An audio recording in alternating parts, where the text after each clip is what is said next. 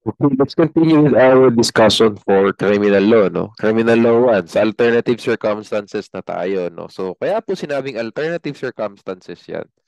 Kasi it can be aggravating, it can be mitigating, depending upon the circumstances, no? So, merong ano dito, no? May tatlo na nasa alternative circumstances, no? Relationship, no? Yung intoxication, at saka yung degree of instruction, no? So, simulan natin sa relationship, no? O who are relatives, no? It shall be taken into account when the offended party is the spouse, the ascendant, the descendant, adopted natural or legitimate brother or sister or relative by affinity within the same degree of the offender. So, hindi po kasali yung mga pinsang buo, no? So, tandaan po natin, iba po yung relatives under defense of relatives, iba po yung relationship under Article 15, no? So, sa Article 15 po, hanggang kapatid lang. Wala pong pinsan, walang tito. Pero may brother-in-law, may sister-in-law, may father-in-law, mother-in-law, grandfather-in-law, kasali din, ganyan, no? Son-in-law, no? So, kayo na bahalang illustrate pa ng iba, no? In the case of people versus Bersabal, no, sa Article 15 daw, no, a stepbrother, stepson, or stepmother is included by analogy, as it is similar to those specifically enumerated by the code. So, tandaan natin sa Bersabal, no? But step-siblings, step-children, and step-parents are not included in defense of relatives under Article 11. Kasi nga, sa Article 11, ang construction natin, no? Hanggang in-laws lang. Diba? Brother-in-law, father-in-law, hindi po kasali ang step-siblings, step-parents, step-children. Okay. Relationship is neither mitigating or aggravating when relationship is an element of the felony. So, example is parricide. No, sa parricide po, specifically enumerated dyan kung sino yung mga relatives na pinatay. No? One example dyan is anak. No? So, relationship yan, di ba? So, dapat hindi siya magiging mitigating or aggravating because it's an integral element of the crime of parricide. Malamang abortion din with respect to the mother kasi anak niya yan, no? And so on, no? Get nyo na yan. Relationship is always aggravating for crimes against chastity and rape. What does always aggravating mean? No? It means po whether yung magulang ang ni-rape, yung kapatid ang ni-rape, o yung anak ang ni-rape, aggravating po yan. Okay? Always aggravating. Pero I would like to take note, I would like to note sa inyo, no? Anyway, sa criminal law to na ito, no? Pag po simple rape, pwede nating sabihin uh, aggravating, no? Under Article 15. So, we can consider that as an ordinary aggravating circumstance. Pero pag po naging qualified rape yan, paano naging qualified rape? Sabihin natin, under 18 years of age yung babae, tapos ang nang-rape sa kanya, yung tatay niya, no? Or boyfriend ng nanay niya, and so on. In that scenario po, dito papasok yan. Relationship will neither be mitigating or aggravating because the relationship was an integral element of the felony. What's the felony? Qualified rape. Medyo binibigyan ko lang ng konting twist, no, para may konti kayong background sa criminal law too. Pero tandaan natin, pag simple rape yan, no, ni-rape ng tatay ang anak, ni-rape ng anak ang nanay niya, ni-rape ng kapatid niya yung kapatid niya, no? Always aggravating po. Ordinary aggravating under Article 15. So, either ordinary aggravating po ito or ordinary mitigating, no? Depende, no, sa relationship under Article 15. Okay? Relationship is mitigating in crimes against property. Further, no, in some instances, relationship can be an absolutory cause. Pag sinabi mong absolutory cause, that means walang criminal liability.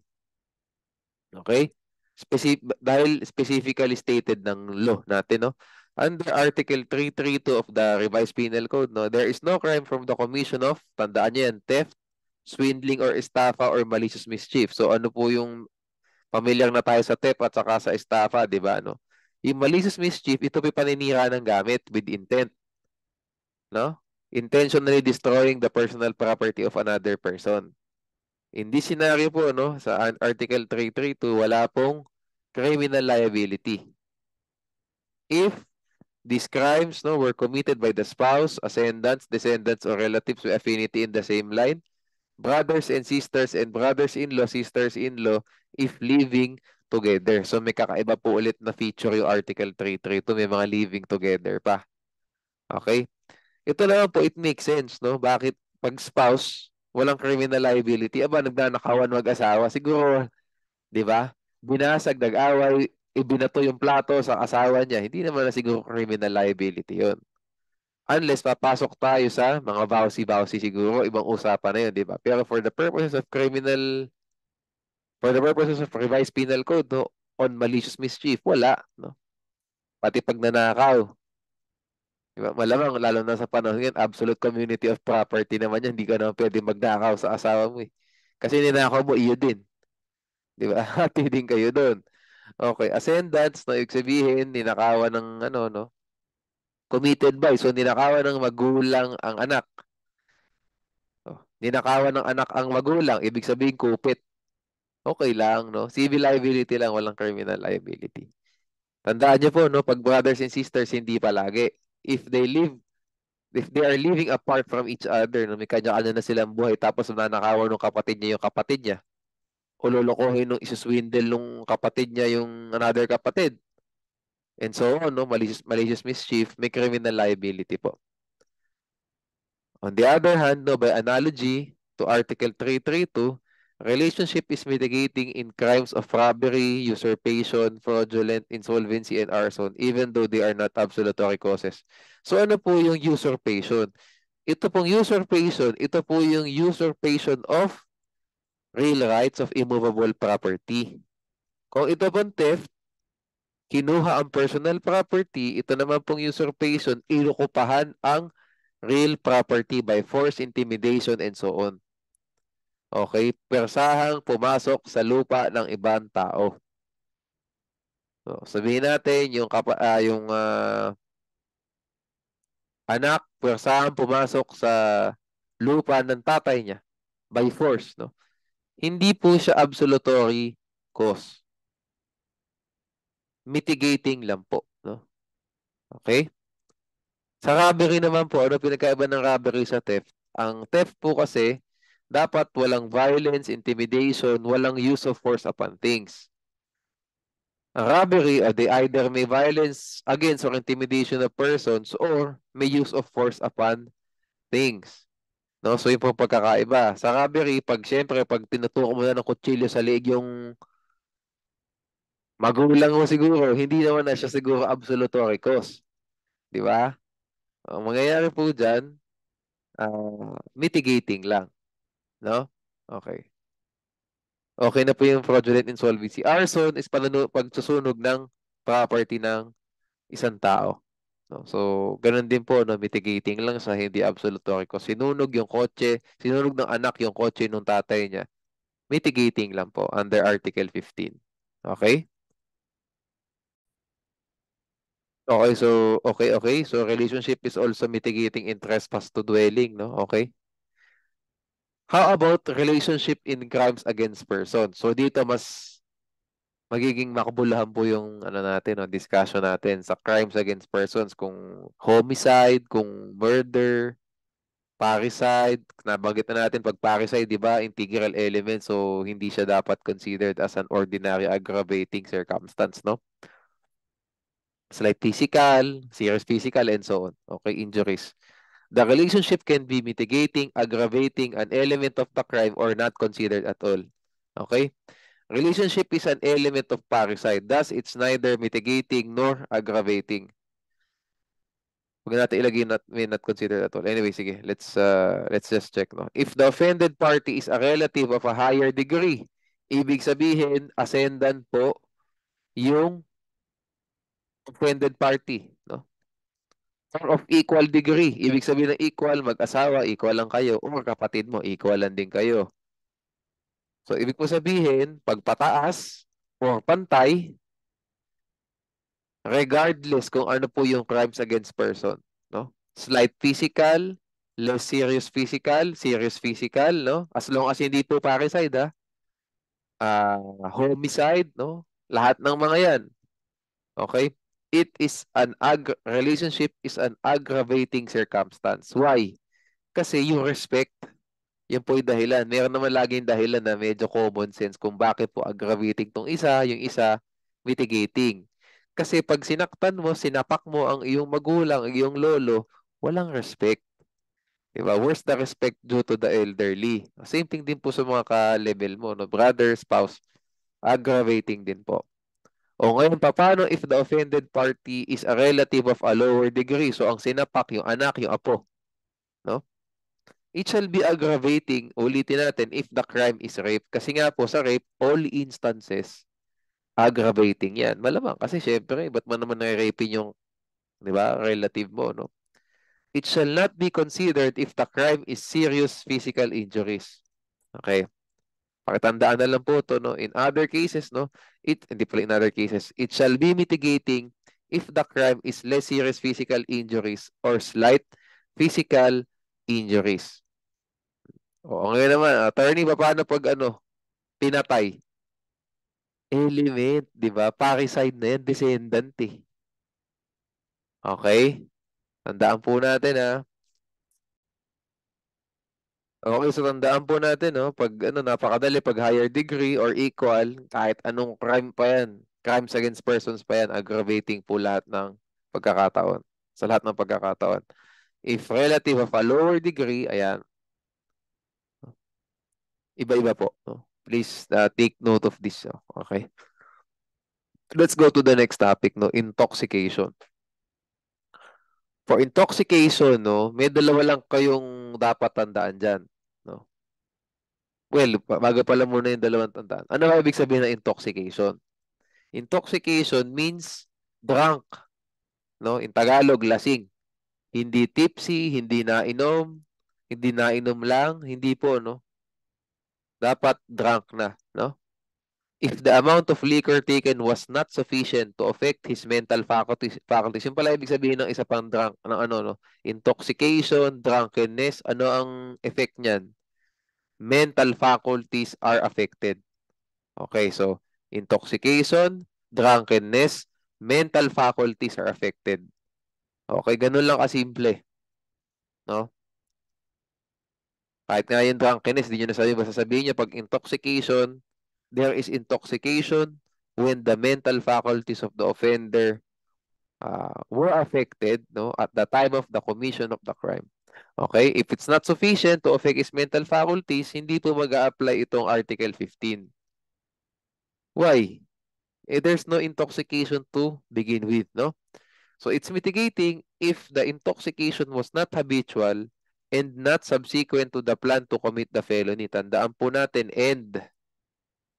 Okay, so dapat dalawang senaryo. Hindi madalas naglalasing at hindi rin po naglasing upang i-commit para pampalakas ng loob, no? To commit the felony.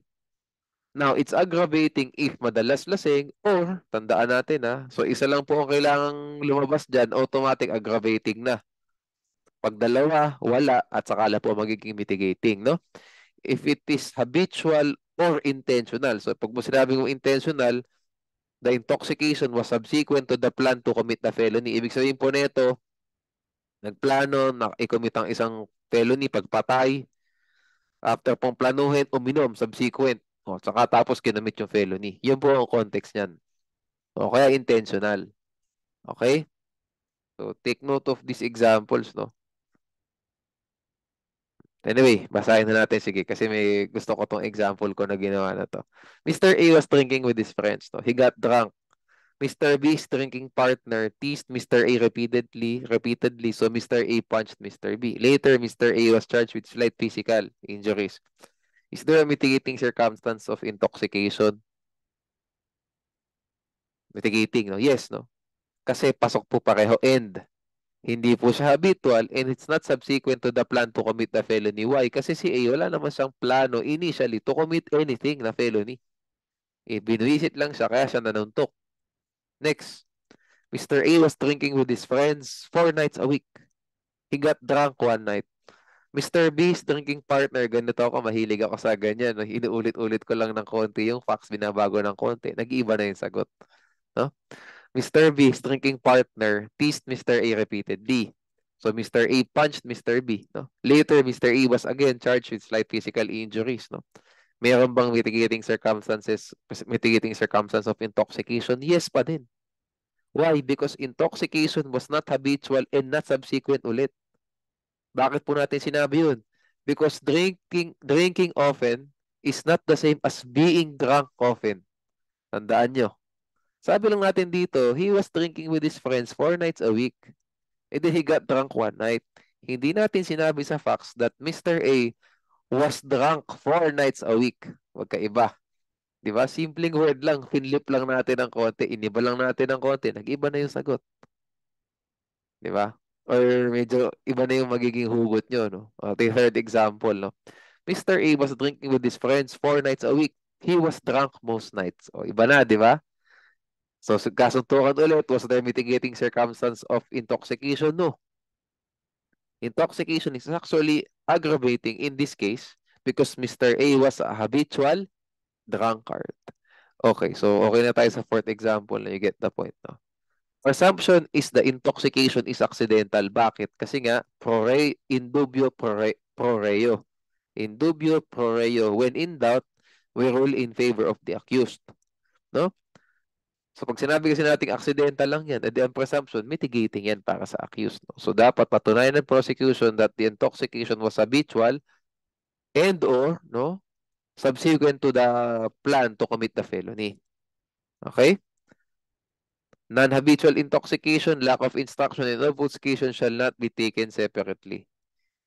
The reason is all of them diminish the reasoning power of the accused. No? It diminishes the intelligence of the accused. Hence, they shall be taken as one.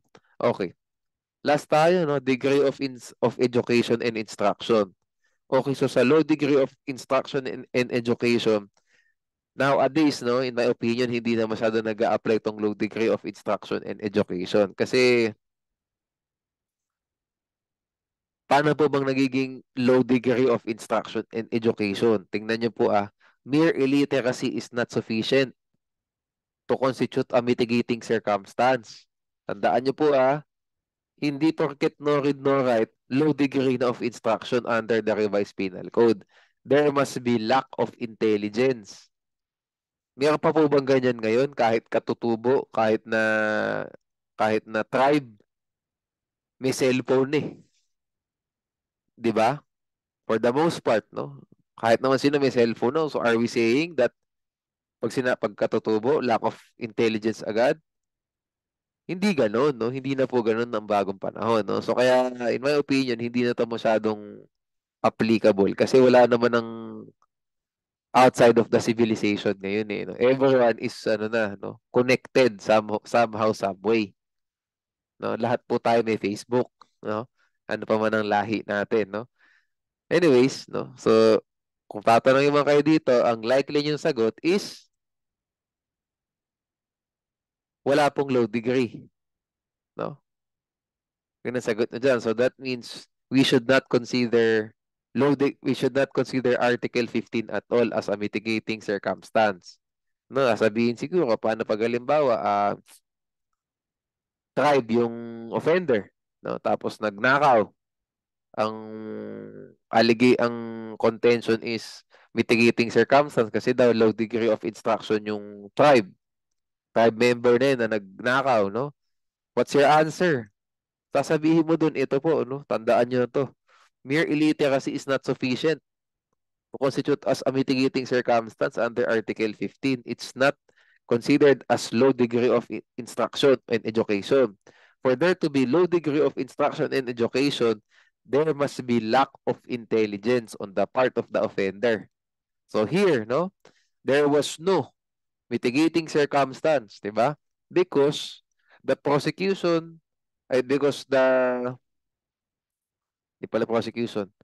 Because the defense, no, did not show that the accused was completely completely lacking in intelligence. Di ba? Wala naman ng taong hindi may utak ngayon, no?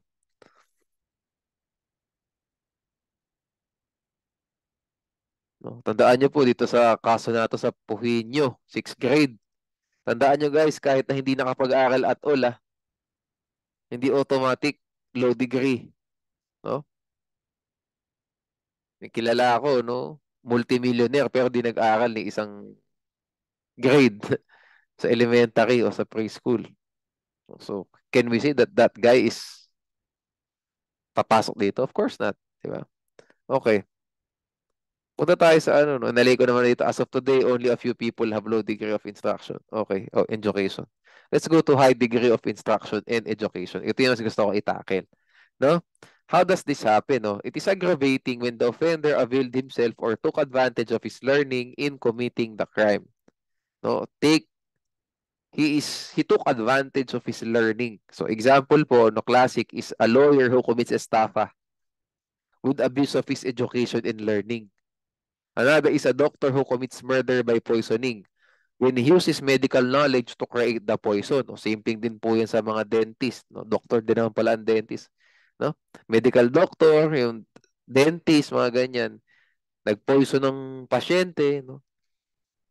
And he used his medical knowledge to create this poison. So in this scenario po, in these scenarios, meron po aggravating circumstance because he took advantage of his high degree of instruction and education. Okay? So it's not aggravating when a lawyer or a doctor commits serious physical injuries kasi he did not take advantage of his learning. Yes, he has high degree of instruction, but he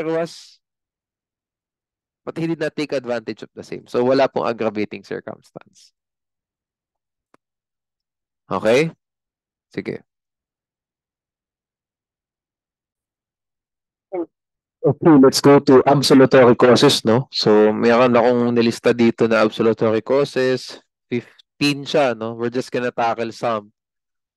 No? Kasi yung iba, proper topics na sila for criminal law 2. No? Anyways, no? So let's go, no? I-tackle natin. Sa mistake of fact, no? Itong nilagay ko pong requisites dito, no? Elements. Isa lang po ito, no? Marami pong mga elements na lumabas na ngayon, no? Iba-iba na requisites for mistake of fact. No? Ito lang ang gusto ko kasi ito na yung nakasanayan ko din. May mga iba na rin mga sa mga bagong kaso. No? Iba na yung elements. Pero pasok pa din to. No? Pwede pa din to. No? Tandaan natin ang mistake of fact. This must be related to self-defense. Diyan lagi ang pasok niyan. Example, ayan no. Mr. A pointed a toy gun at Mr. B. Mr. B did not know that the gun was just a toy. Pellet gun lang, no? So as an act of self-preservation, Mr. B stabbed Mr. A. O, di si Mr. A namatay, no? Sinaksak eh. Is Mr. B criminally liable? No. Because Mr. B stabbed Mr. A as an honest mistake. Di ba? That Mr. A was an unlawful aggressor. With this being said, no? Was there mistake of fact? Yes. Tingnan natin na isa-isahin natin. Gusto ko palang tinakil ko ng example. Saka natin balikan. Let's circle back to the requisites, no? Una, the act would have been lawful had the facts been as the accused believed them to be. Pasok natin yung facts, no? B's act. No, Mr. B's act of stabbing Mr. A, di ba? Would have been lawful had Mr. A actually pointed a real gun at him as Mr. B believed it to be. O, di ba? The intention of Mr. B was lawful since he was just acting in self-preservation. It was just an act of self-preservation. Lastly, the mistake must be without fault or negligence. No? There was no fault or negligence on Mr. B's part because, di ba? What if the gun was real? Di ba? Could have died, no? If he did not defend himself. Di ba? See how that works, di ba? Pinapasok ko lang po, no? I don't know kung Anyway, matututunan nyo din lahat to, no, as we go along sa law school, no? Pero ganun lang po, ganun lang kasimple. Tandaan nyo, pag may requisites o may elements, ano na yun, yun yung magiging parang golden eggs nyo para makapasa kayo sa exam. Kasi pag po alam niyo yung elements, alam niyo yung requisites, at alam niyo siya kung paano i-apply sa isang factual circumstance, papalitan niyo lang po yung mga generic words na yan. The act, ano nilagay ko? Act of stabbing would have been lawful. Ano yung facts? Had A actually pointed a real gun at B, as Mr. B believed them to be. Was that hard to do? It wasn't. It was not hard to do kasi pag naalala mo talaga yung requisites na ganyan, ipapasok mo nga lang tong facts na to. Ganun lang. O the next, the intention of the accused, the intention of Mr. B was lawful as an act of self-preservation. Pinasok ko lang ulit to. And the mistake of Mr. B was without fault or negligence. Tapos ang usapan. Nahirap ba yun? Diba? It's actually simple, diba? Hindi nyo kailangan gumawa. Yun ang, by the way, ito rin po ang, ano, no, medicine, ito rin ang gamot dun sa mga hindi ganun ka ganda ang English nang pumasok ng law school. Kasi syempre, di naman lahat ng papasok ng law school maganda na ang English, no? So, hindi tayo lahat ganun. So, yan po ang, ano, no? Anyway, sa mga magaling din sa English, I suggest ganito na rin ang gawin nyo kasi mas dadali din sa isip, no? Para mabawasan na yung iniisip nyo. Kasi look how I did it. Meron ba akong ibang sinabi na wala sa facts? May konti siguro, parang dalagdag lang ako ng pandugtong. Conjunctive words. Para madugtong yung one thought and the other thought, no? Pero halos lahat po nung sinabi ko sa inyong mga words, mga phrases, galing lang po either sa US versus Bautista or dito sa Fox. Di ba? Pinag-chain ko lang sila ganun, pinag-combine ko lang. And if you do that, di ba? Nalilimit po yung grammatical error kasi yung pong pinakasagot nyo, kinukuha nyo lang talaga sa Fox. Di ba? Sinishake up nyo lang. Di ba? Pinapasok nyo lang yung dapat plug and play basically. No? So, sana, anyway, matutunan natin yung ganun, no? Pasok lang. Pag alam niyo yung elements, palitan nyo yung generic words, common nouns dyan. Palitan nyo ng specific phrases, specific words na nasa facts. Di ba? It's gonna be easy kasi hindi naman magtatanong sa inyo yung bar examiner or yung prof nyo ng maling grammar, di ba? No? So, walang maling grammar. Pag nilagay mo, plakado yung sagot mo. Di ba? Ganun kasimple. Okay? Okay, so sa battered woman syndrome naman, no, kasi favorite ko to. No? Anyway, hindi naman na siguro matatakal sa inyo to kasi crime to. No?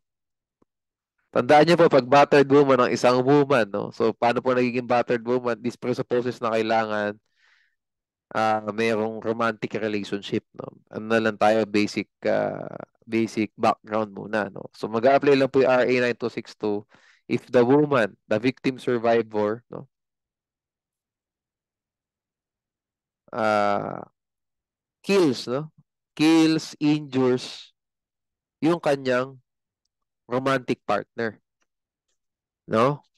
Tandaan natin yun, no? At dapat battered woman siya.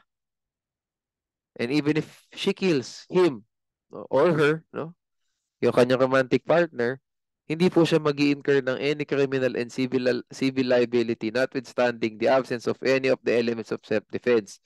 So sabihin natin, battered woman siya. Pag uwi ng asawa niya galing sa trabaho, one day, bigla niya sinaksak ng battered woman. Would there be criminal civil liability? The answer is no. Sabi po ng RA 9262. Alam niyo po kung bakit? Kasi po, eto na yun, no? Meron na kasing 2 cycles of battering, no? Battering cycle na. No? So dahil nga nagugulpi lagi yung babae, no? Tapos kasama pa rin niya yung romantic partner niya o yung kanyang asawa and so on. We can argue that the woman was already meron ng basically dun sa elements of dolo. Anyway, ano pala to, no? Pwede rin gamitin. Elements of dolo. 'Di ba? Wala nang was there was there intelligence pa ba in the scenario? Was there intent in this scenario? We can say wala na eh. 'Di ba? Kasi paano masabihin na may intent siya to commit a crime, eh ginawa lang niya yun kasi takot. Baka gulpihin na naman siya ulit. Bugbugin na naman siya ulit. Baka next time bugbugin siya, patayin na siya nung romantic partner niya. 'Di ba? Wala na ring intelligence. We can say na wala nang intelligence eh. Kasi syempre, doon kasi sa case ng People versus Hinosa, no, andito, inano po dyan, diniscuss dyan na yung mindset kasi nung woman na battered, ang iniisip niya, kaya pa niyang isalba yung romantic partner. No, kaya bumabalik siya ulit kahit na ginugulpi na siya, ano. It's just a violent cycle, no. So in any case though, hayaan niyo na yung just that's just how I that's just how I reason things out, no, para mag-get ko kasi that's how minsan gano'n ko kasi kinukuha para hindi ko makalimutan yung provision. Hinahanap ko yung parang spirit of the provision o yung intent ng provision or yung basis why this provision was enacted, why this provision was inserted in the law. Yun na minsan akong ginagawa. Hinahanap ko yung parang foundation niya. Anyway, so that's my foundation. No? You can have your own. No? Hindi niyo naman kailangan sundin. Basta kailangan yung tandaan na walang criminal, wala ding civil liability in case a battered woman kills, sabihin natin, her spouse, I'm sorry, her spouse. Dapat battered woman muna siya. Matatakil to later on sa criminal law to pa ulit. Oh. Okay. Reasonable doubt. Okay. Spontaneous desistance during the attempted stage yan, di ba? Nakita niya naman sa Article 6, no? Matatakil natin to later on, no? Article 20 no, na lang natin itakil, no? Light felony din, no? Matatakil din natin later. Basta tandaan nyo sa light felony, wala pong